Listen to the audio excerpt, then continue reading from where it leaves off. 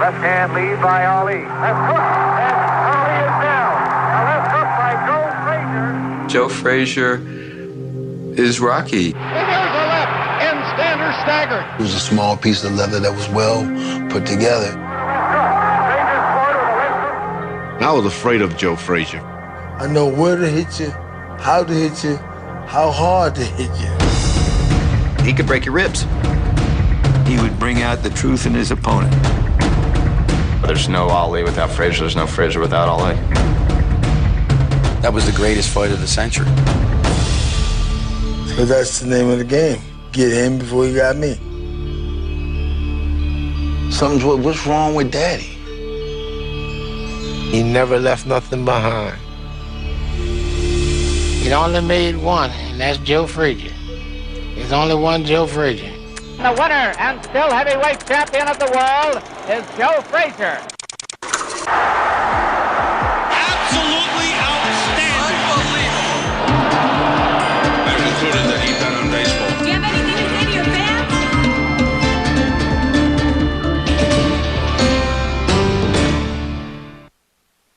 Oh, Lord, my God, when I'm old, someone there, I see the stars, I hear the rolling thunder, thou power throughout this whole universary.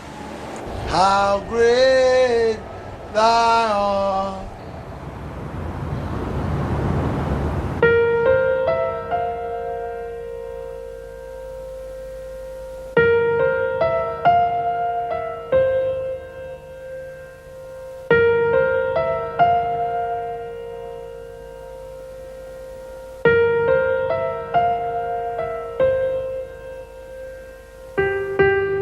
Wherever I'm at, I'm traveling around the world. This is my home. I'm comfortable there.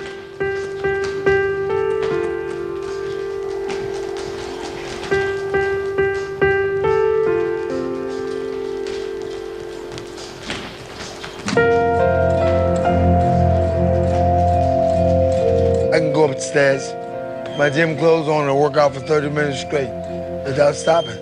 Put a little music on, music is my timekeeper, and I keep on going.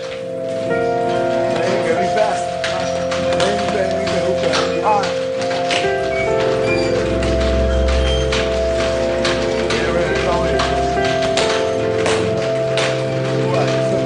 We're talking about over 30, 40 years now with that gym. I mean, you know, and he's right there. It's in the heart of North Philadelphia. It's just like being home. I'm here. What has to be done, I do it. For 40 years, Joe Frazier has called this gym his home. Now his body and voice show the strains of age. But Joe's still in the game, training local kids in a neighborhood that's seen better days. The gym, I think, has a great purpose in North Philly to get a lot of kids out of the street. Joe built the gym for that reason. It's a rough and bad neighborhood, and there's a lot of things that the kids can get into after school. And Joe loves to see the kids come in and work hard. He stays on them all the time. He wants to see the kids do well. If he see you doing something wrong, he'll step in. He'll step in and teach you and like point it out. He'll even get on the bag and do it with you. Boom, statue, there you go. I come here because I got a lot of free time, and my free time, I'd rather be coming here to train rather than going out there and who knows what can happen.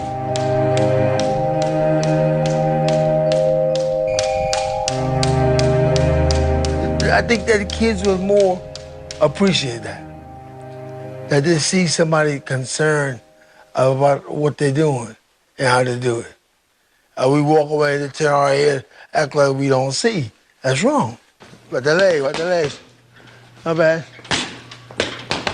Not bad. It's about community. It's about touching lives. It's about changing lives. But it starts with telling them, you know, what are you going to be? Stay over here. Right there. All right. Let me see that jab. Get off. Not bad. Jab right on left. Get that leg right. Jab right on left. Jab right on left. Good. You have to make your mind up of what you're going to plan for life. And, you know, you can't have time to just think about it. Let's get the job done and do it right.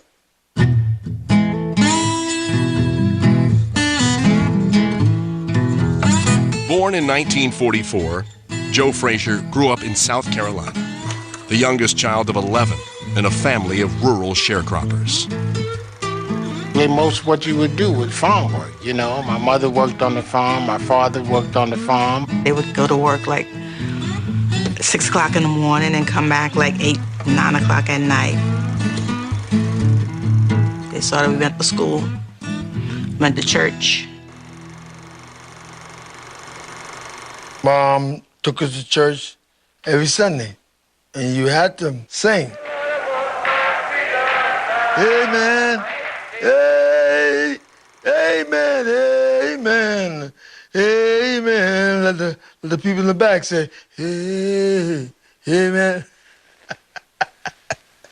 I love it. After Reuben Frazier lost his arm in a shooting accident, Joe became his father's close companion, running errands with him on the farm, making moonshine in the backwoods. That's how he learned to drive at such an early age, because he would drive the truck, but he would be sitting in my dad's lap.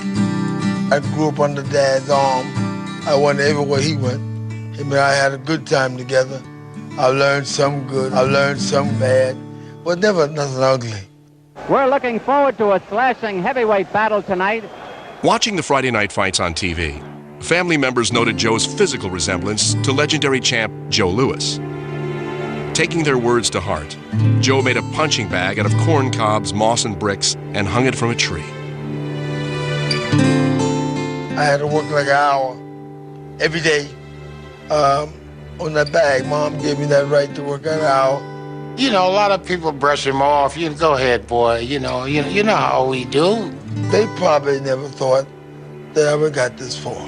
You know what I mean? Because, you know, it wasn't nothing like that in the vicinity. Determined to develop his skills in the ring, Joe left school and moved north at age 15. He settled with relatives in Philadelphia, a boxing mecca, where he began training at a police athletic league gym. He wanted to make sure that he made something out of himself. I was very, very happy that he chose to box, because if he didn't, I don't know where he would have gone. I knew what I really wanted to do. I know that I want to put them gloves on and be champion of the world one day.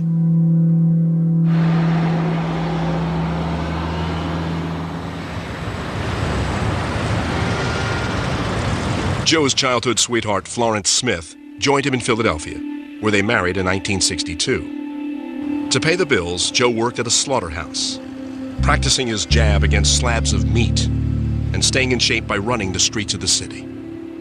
I used to run from where I lived to the job early in the morning. I had to punch the clock, like 4 o'clock in the morning. 4 o'clock in the morning, I had to be on the kill floor.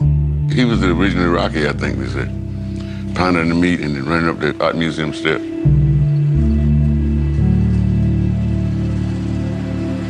From there, they went on to do amateur fights, and he won all of them. Knockout, knockout, knockout, knockout, knockout, knockout. Joe won the Golden Gloves 3 years in a row. In 1964, he became a sparring partner for U.S. Olympic heavyweight contender Buster Mathis. When Mathis hurt his hand in training, Joe took his place.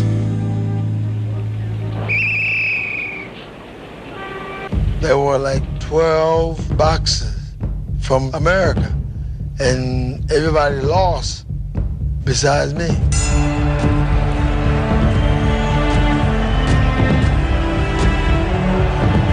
And so therefore, I felt like this. Somebody had to bring a gold medal back to the United States.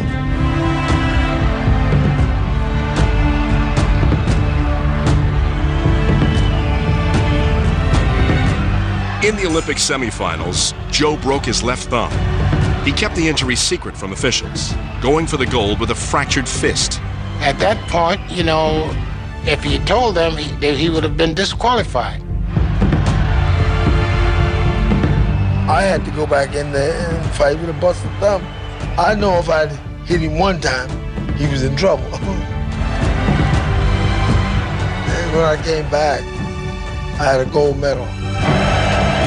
Joe Frazier was an Olympic champion. Soon, he'd be fighting on the biggest stage of all. Almost ready for the fight of the century. That fight was the greatest sporting event of all time. Clumsy, ugly, flat-footed Joe Frazier. I'll show you what a real champion is. He said he was God. I said, Lord, you're in the wrong place tonight.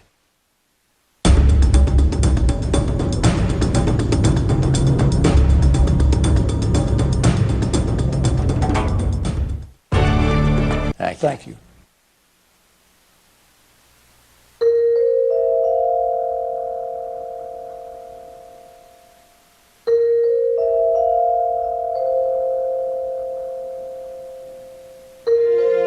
After winning an Olympic gold medal with a broken thumb, Joe Frazier returned to Philadelphia, confident that his future was secure. I've had a gold medal around my neck, and I still couldn't get the proper management I need. He was an afterthought even going to the Olympics and coming back from the Olympics, for that matter. They said I was too short, I was too small. The big guys would eat me up for lunch, dinner, breakfast, and supper. But veteran trainer Yank Durham saw things differently. He and Joe struck out on their own. Joe learned to respect Yank early on, and Yank learned to respect Joe for what he was early on, you know, more like a father and a son team. With Yank in his corner, Joe developed his signature style, closing off the ring, then connecting with power. If you was in my range, I was gonna straighten you out with that right hand. The left hand was a missile. I could fire it from anywhere and get you. If you're getting hit with clean shots, you're gonna give it up.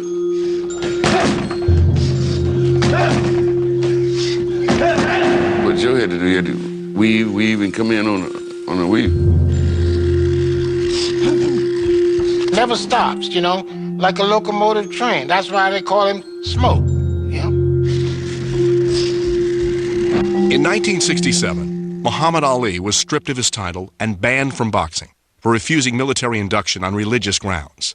With Ali on the sidelines, Frazier filled the void. Most of the way.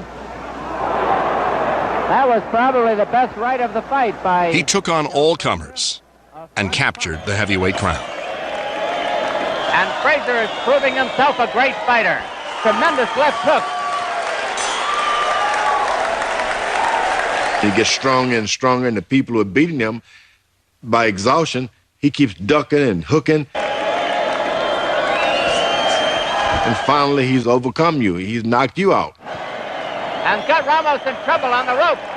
And Ramos is down. Then, in 1970, the Supreme Court upheld Ali's religious rights, allowing him to return to the ring. Now the two undefeated champions squared off for a battle like no other.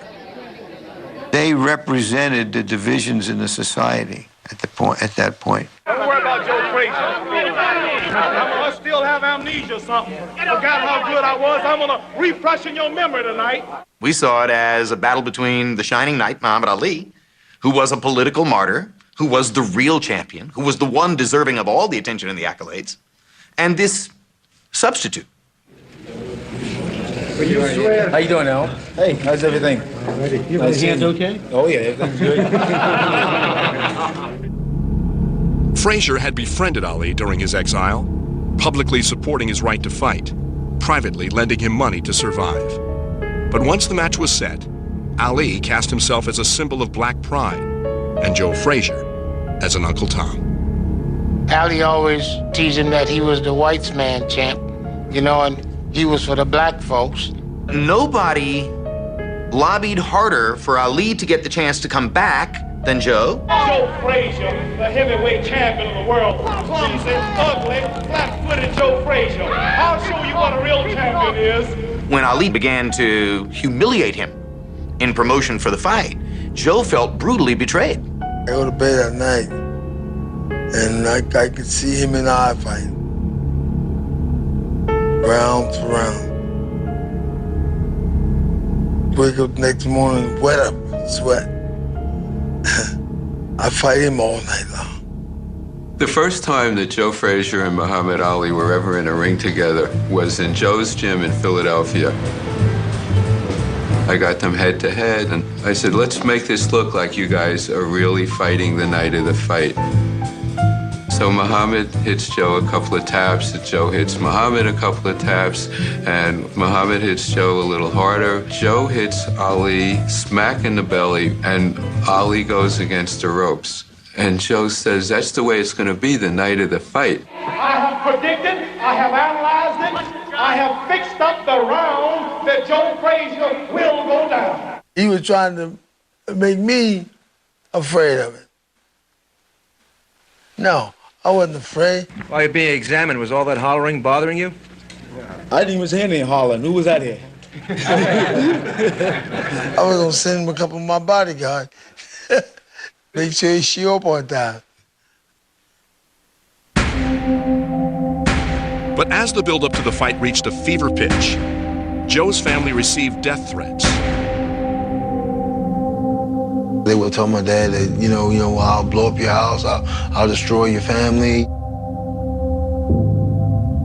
Everybody says, well, it's publicity. But you weren't on the end of the publicity.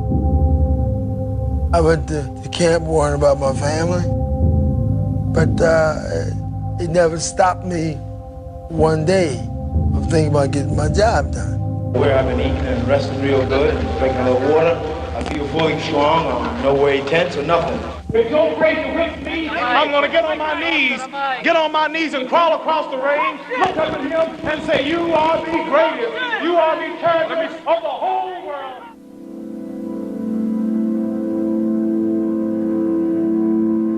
March 8, 1971.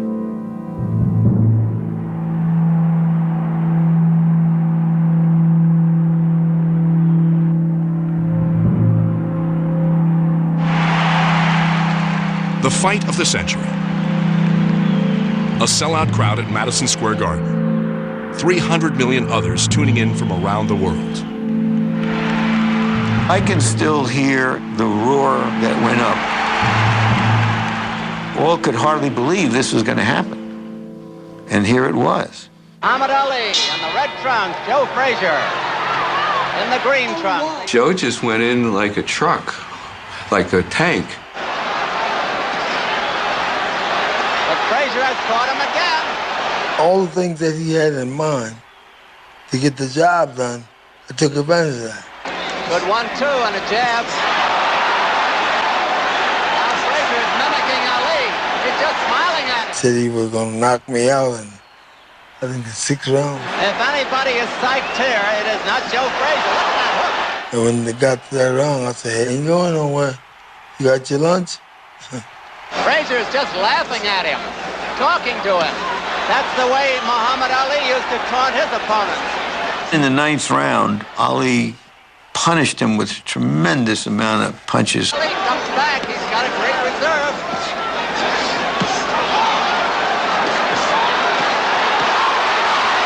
The 11th round, he staggered. If the rope wasn't there, he was gone. That one hurt. Muhammad Ali staggered.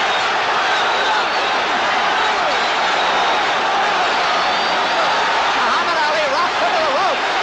That night, Joe Frazier was about as good a fighter as anyone has ever been, ever in the ring. is important here.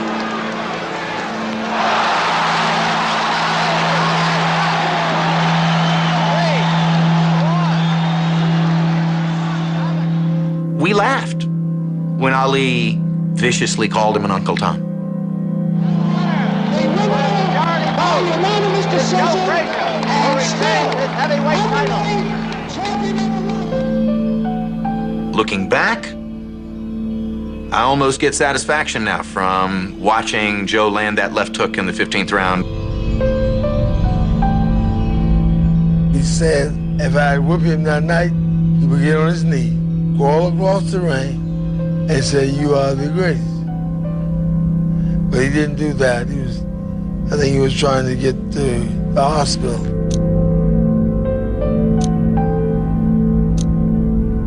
Joe Frazier had won the fight of the century, but his battles were far from over. Joe Frazier beat Muhammad Ali. Who could possibly beat him?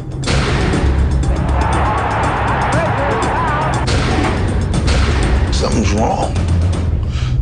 What's wrong with Daddy?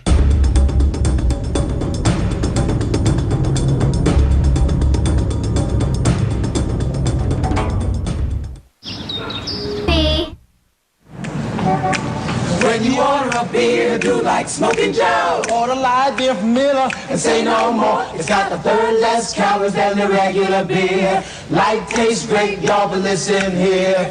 It's not the thing that makes me shout. Light's less filling, and that really knocks me out.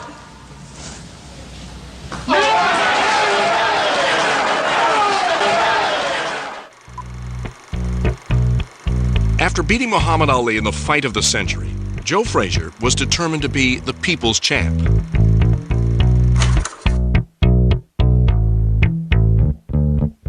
I wants to talk to the world. I wants to see the world. I never had a chance to go wherever I want to go because I was so busy. So now I got that job done. I just want to go and do things and have fun. The purse from the fight made Joe a rich man. He and Florence moved to the Philly suburbs with their 5 children. He's a loving father, caring father, but the law, you knew not to go but so far. And if you did, he would let you know that he would send you back to Jesus. He would say, you know, there's no wrong way to do right, no right way to do wrong, son. He didn't want to put us on a pedestal to make us think that we were better than anyone else. We just had a little extra blessing here because Daddy worked a little bit harder. He goes right after Frazier, but he's missing punches. Joe's setting him up in close with lefts and rights, a wicked left. Frazier fiercely defended his crown. To fellow fighters, he seemed all but invincible. I'd seen him knock Muhammad Ali down, run over contender after contender. I kept thinking, as long as Joe Frazier's heavyweight champion of the world, I won't have much of a chance. I kept hoping he'd die. And guys say, well, my dad could beat your dad. Another guy said, well, my dad could beat your dad. And I stood up and said, well, my dad could beat all y'all dads because he's Joe Frazier. In January 1973, Joe took his son Marvis to Jamaica to see his first fight, a title defense against George Foreman. I was afraid of Joe Frazier. For the first time entering into the ring in a fight, I was afraid of a guy. This contest for the heavyweight championship of the world. Foreman was in the ring and my dad was in the ring. Puts the jab on the chin, bangs the hard right hand to the body, pulls his way in close, smashes the right to the jaw. And I'm saying nobody in the world could beat my dad. 1 minute to go in the round.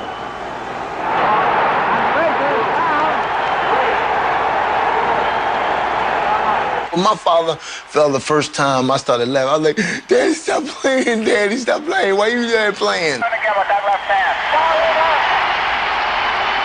When my father fell the second time, I got mad. I was like, Daddy, stop playing, man. Why you playing, man? Stop that playing. He's taking the mandatory 8 count. Frazier was down from a short right. Something wrong. This guy got too much power of me. What I'm doing wrong? Got more than half the round to go. Frazier down again.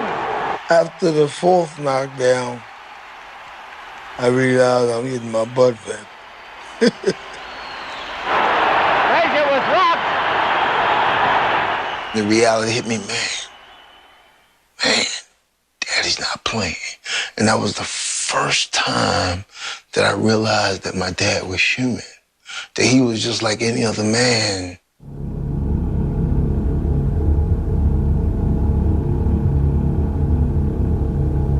Just like that, Joe Frazier's reign was over.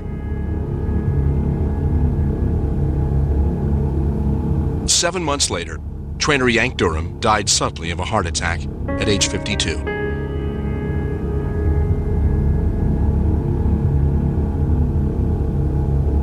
I missed him.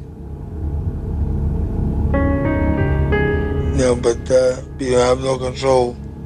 As a good man calling, me and you gotta do the same thing one of these days. In 1974, Frazier and Ali met for a 12-round rematch.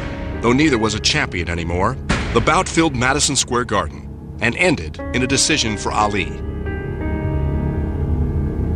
A decision that could have gone either way.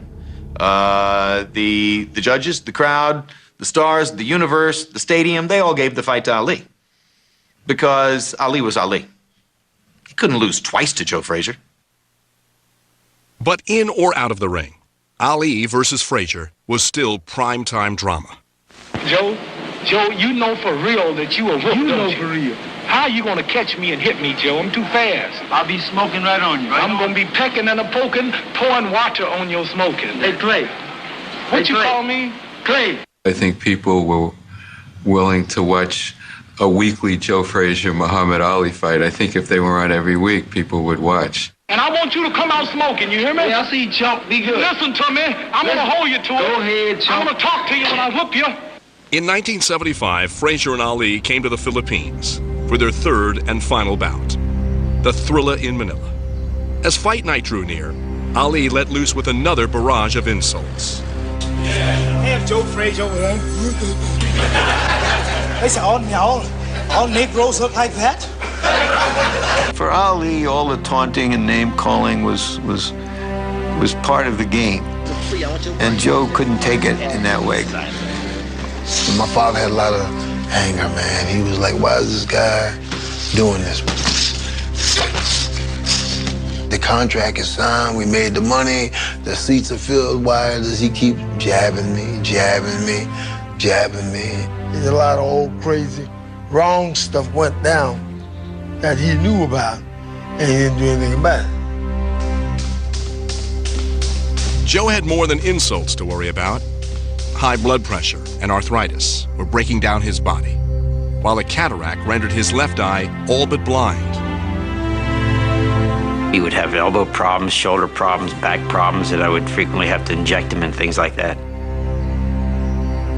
And I had to go to Manila with him for that reason. I knew I was going blind, but I had the dream of being a champion instead of a little old boy. So I was too far gone to change my mind. With trainer Eddie Futch in Joe's corner, Frazier and Ali gave it all they had, battering each other round after round in 107-degree heat. Great fighters, as I said, always have a great fight left in them.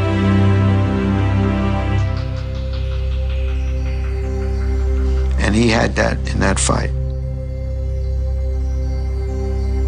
But by the 14th round, a cut over Frazier's good eye had left him nearly sightless in the ring. I couldn't see. No, it was gone. Mr. Futch said, Joe, I'm stopping the fight. My father said, Eddie, no, don't stop it. And Mr. Futch extended his right hand. He said, Joe. And Pop sat down, and that was the fight.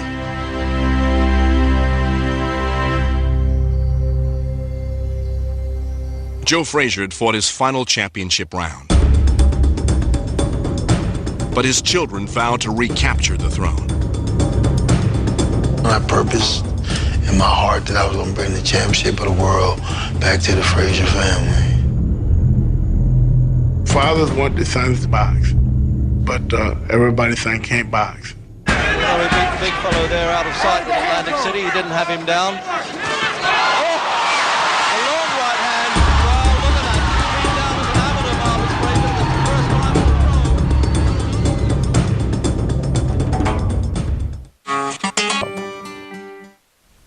Frazier throws the first punch to left hook.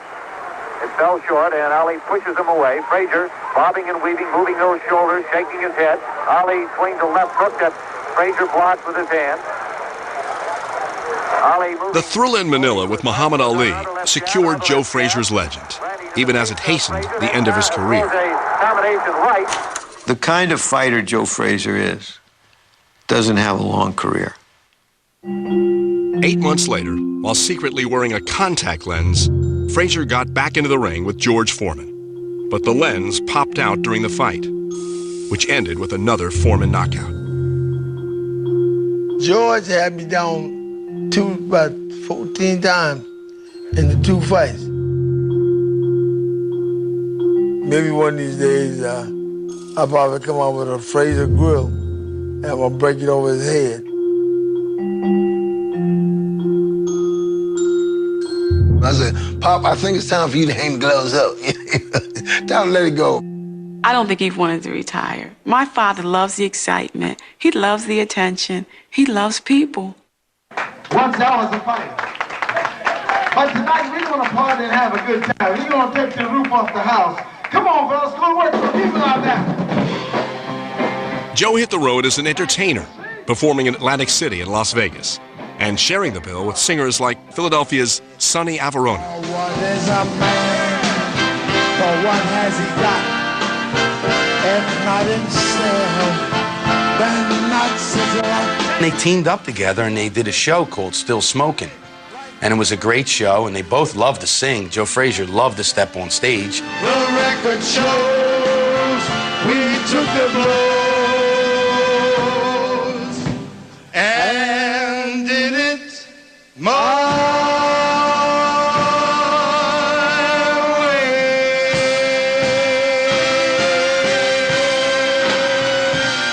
But if Joe's boxing career was over, his kids had just begun to fight. The bad side of being Joe Frazier's son was that everybody and their sister used to beat me up in school because I was Joe Frazier's son. So it really, it was a rough deal. We were Joe Frazier's kids. We got to fight, you know. And so, but we managed to actually beat up a couple of people in the neighborhood. So if they're watching, they'll remember this. Joe's son Hector and his daughter Jackie would fight professionally. But it was Marvis, the family heavyweight, who followed directly in his father's footsteps, despite Joe's misgivings. He said, nah, son, you don't need that. Be a doctor, lawyer, Indian chief, anything but a fighter. Dad doesn't want you to fight. Do something else, you know. Kids had a great life. They all went to school. They all smart. And now you guys want to fight? Why? But as Marvis moved up the ranks of heavyweight contenders, Joe moved into his corner. He knew me better than anybody else. He knows my ups, my downs, my lefts, my rights. He knew what made me tick. Who better to be in my corner except my dad? Some of the people says Joe wants the kids to fight like him. You better learn to fight like me if you're gonna be champion, you know? Being, I don't know, the son of just Joe Frazier and being in his footsteps, it's just something that I love, you know? And day to day, it just gives me the incentive to win.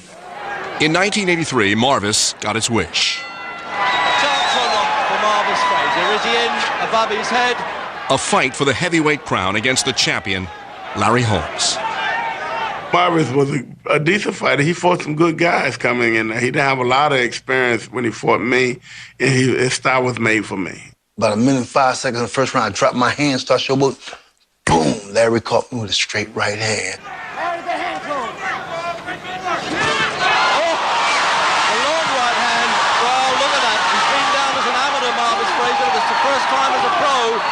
Then Larry came back and hit me with about 14 unanswered punches. Bill Slane, the referee, hopefully giving him every chance, but it's all one way now. Late in the first round, the referee stopped the fight. And he stopped it in the opening round.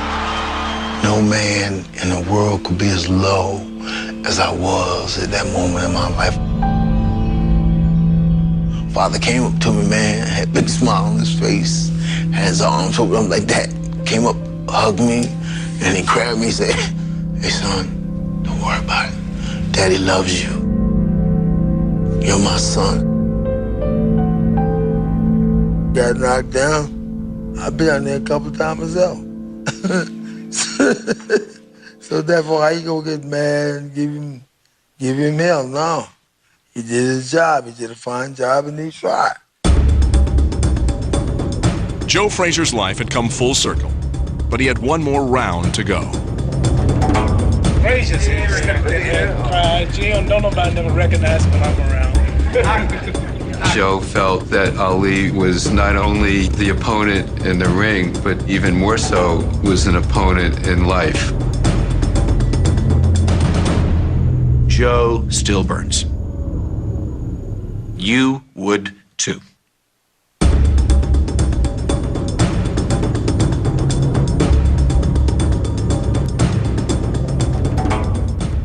The playoffs could.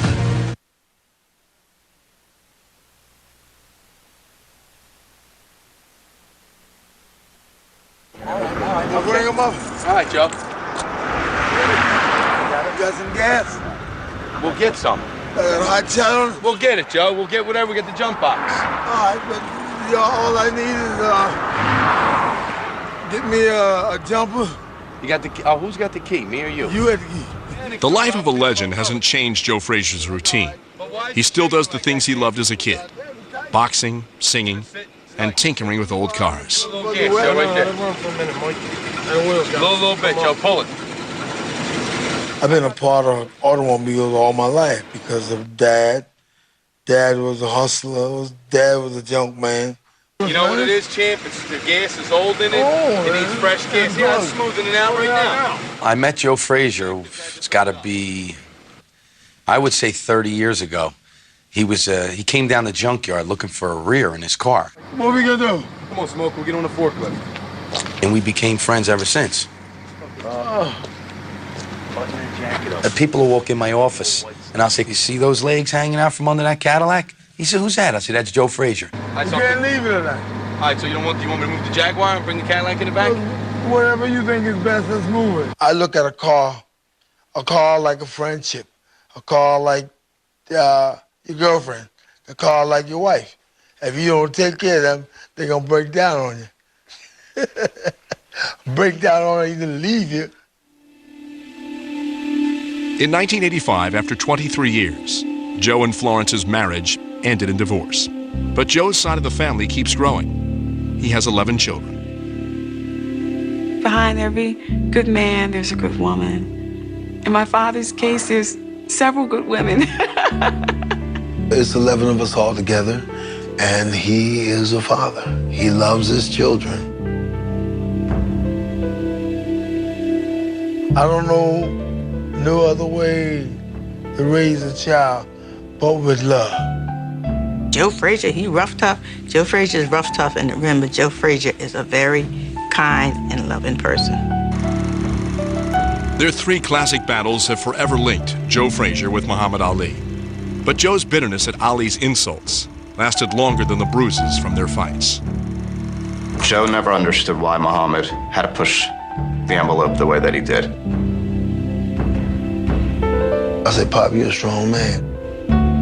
You gotta forgive him, man, because what that does, if you don't let it go, it's going to destroy you." In 2002, friends brought the 2 legends together in public at the NBA All-Star Game in Philadelphia. Privately, they made their peace. He embraced Muhammad, and they hugged for about 5 minutes. And Muhammad broke down, and Joe broke down, and we just all walked away and just let them, do their thing. We had some rugged years. We had some hard times. It's all over, man. It's done and gone. I hope the best for him. In downtown Philadelphia, there's a statue of a fictional champ from the movies, while the real champion, without fanfare, goes on about his business. He can call me up, and I go down. I can call him up. He'll come up, and Joe do anything for anybody. We all, as the world, are great fighters. We should have ourselves like a family relation. A whole big weekend up of fighters party, having a good time. If you got 1,000 people out there on an autograph sign, I'll do that.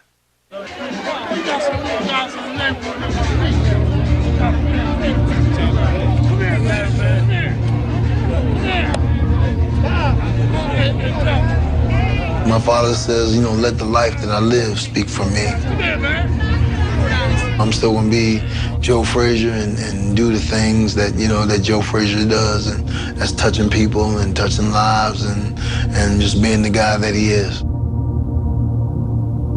He's a loving, kind person, a person that would take his coat off his back for someone else's shoes off his feet and food off the table for someone. That's my dad.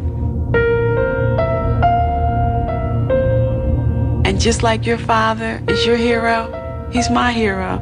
It's just that you know him for his career in boxing and being one of the greatest boxers of all time. But he's a loving man. I think that the world right now, Smoking Joe's a fair guy, an honest guy, a real guy, a punching scam booger, and I love people.